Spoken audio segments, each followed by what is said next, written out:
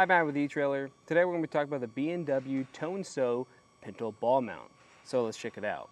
So the biggest thing with this is just going to be how versatile and adjustable it is. Now this can pull a lot of different trailers behind you, whether that be a fairly high or low trailer, since it is going to be adjustable, and it's going to have that 2 5/16 ball and a 2-inch ball for different couplers, or if you have a lunette ring, it can work with that too.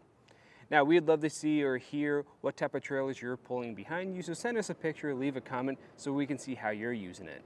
So let's talk about what it's going to be like to actually use this. So we're going to have a lot of pins on here. They're going to come with clips. These clips are typically really easy to get off. Pull out that pin. That top one's going to allow you to adjust your pintle hook. That moves fairly well, and if you ever don't want to use it, you can just leave it up just like this and put that pin back in here and put your clip back into place.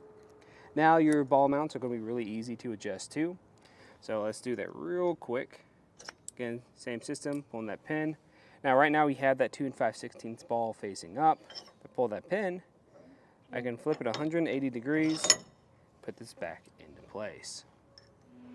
And since Tow and Stow is in the name of this, you can actually stow it. So all you have to do is take off these clips. You can lift this all the way up like that, which is a little bit easier for you, and remove them. Now you can also use this to adjust the rise or drop of this if you want it up a little bit higher or lower. And from there, you can actually flip this 180 degrees, put it back into place, and reinstall those pins so it's in that stow position. Now, a reason why you might want to keep it in the stow position is if you're just tight on space. So let's say you're trying to park in your garage, it's just a few inches short, you can put it in this position right here. Another reason why I like this is it just gives it a better look when you're not towing. And it kind of keeps things out of ways. If you're trying to walk around your vehicle, you don't have to worry about hitting your shins on this.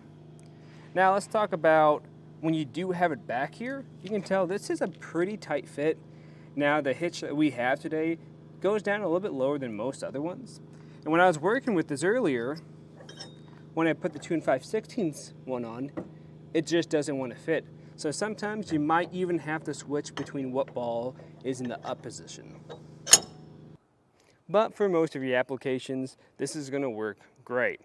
Now let's kind of go into some of the specs. So let's start off with that pintle hook.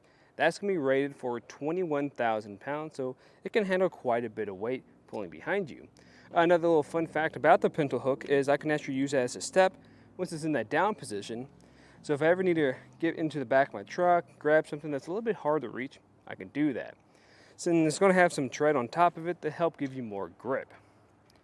Now the 2 5/16 ball is also going to be rated for 21,000 pounds, but your 2-inch ball is going to be rated for 10,000 pounds. It's also important just to check what your hitch and your vehicle is rated for, then go from the lowest rated component so you don't damage anything. And let's talk about that rise and drop a little bit more. First, let me remove this pin.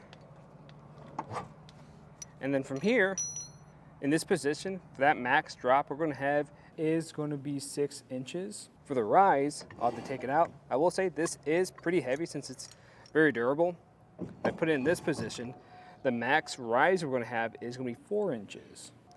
You're also going to have increments of 1.5 inches for each different position of rise or drop. And speaking a little bit more to the heft of this, one of the big appeals to B&W is just going to be the construction. They make really good products that last a long time. And doing so, this is going to be made out of steel that is pretty heavy but very durable, and it's going to have this very rugged black powder coat finish to it. Now, the ball itself is also going to be made from steel, and it's going to have a chrome finish to it, which is pretty nice. It keeps it nice and shiny, looks good on the back of your vehicle. And if you want to keep it looking nice and shiny, just make sure you are greasing your balls. If you don't have any ball grease, you can find that here on our website. Now, some pretty common things I have seen people bring up is that this is going to have just a little bit of plate in that receiver, which is common with most ball mounts out there. Now, if you're not a big fan of that, if that kind of noise annoys you when you're driving down the road, what you can do is put an anti-rattle device on here. We have plenty of options here on our website. So if you want something like that, we got you covered. But that pretty much does it for some of the looks of this B&W ball mount. If you guys have any other questions, please let us know here at eTrailer. But again, I'm Matt, and thanks for watching.